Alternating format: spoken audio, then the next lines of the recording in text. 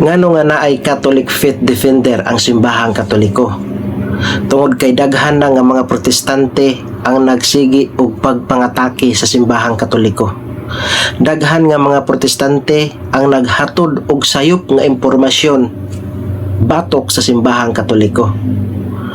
Nagbutang-butang ang mga protestante og mga sugilanon nga mao kuno kini ang gibuhat sa Katoliko. Sayop ang gihimo sa Katoliko apan wala namon abuhata ang inyong mga gipang-akusar. Ang tumong sa mga Catholic Faith Defender sa pagdipinsa sa pagtulunan sa simbahang Katoliko ug sa pagkatikais ngadto sa ubang mga Katoliko nga huyang pa sa ilang pagtuo ug wala pa kaayo makasabot sa pagtulunan sa simbahang Katoliko. Ikatikais ang mga Katoliko nga naa pa sa estado sa ilang pagtuon kay wala pa nila matuhog unsa ang ilang gibarugan ngano nga nahimo sila nga Katoliko. Kami nga mga Catholic Faith Defender wala mi mag-convince. Ang trabaho namo diri dili sa pag-convince nga kamo nga mga protestante balik mo diri sa simbahan kay kana trabaho na sa Holy Spirit, trabaho na sa Ginoo.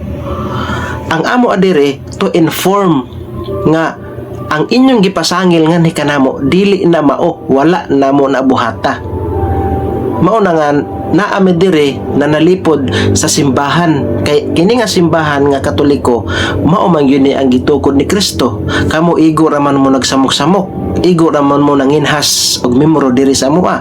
Kami nga mga Catholic Faith Defender wala namo na mission nga magpadaghan mi og membro.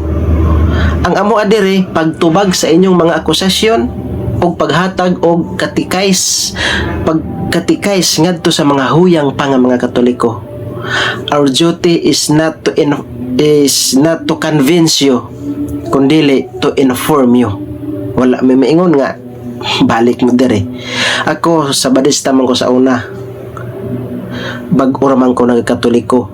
Walay Katoliko, walay bisan usa nga Catholic Faith Defender nga nag-invite sa ako nga moari dire. Kundi lamdag sa Holy Spirit.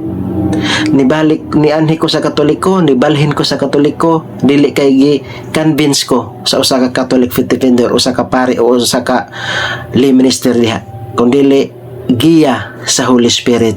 Mao nga kami nga mga Catholic Faith Defender nagdipinsa sa simbahan, nagkatikais ngadto sa among mga kauban nga huyang pa sa pagtuong Katoliko ug nagdipinsa sa simbahan ni gitukod ni Kristo batok sa inyong pagpangatake.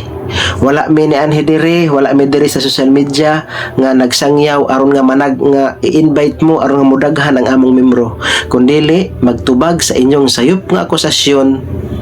Kamo na ang bahala kung muanhi mo dire, depende sa giya sa Holy Spirit.